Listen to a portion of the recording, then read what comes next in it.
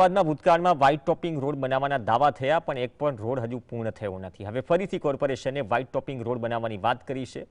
જો કે આ રોડ વ્હાઇટ ટોપિંગ નથી, પરંતુ સામાન્ય રોડ છે, જેના પરથી લાખો અમદાવાદીઓ રોજ પસાર થાય છે. હવે પશ્ચિમ ઝોનમાં 167.48 કરોડના નવા રોડ બનાવવાના 3 કામો એક જ કોન્ટ્રાક્ટર શ્રીજી ઇન્ફ્રાસ્પેસ પ્રાઇવેટ લિમિટેડને આપવામાં આવ્યા.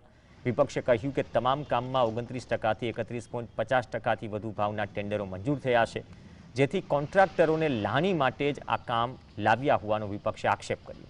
હજુ તો વ્હાઇટ ટોપિંગ રોડના બાકી કામો પણ સમયમર્યાદામાં પૂરા નથી થયા.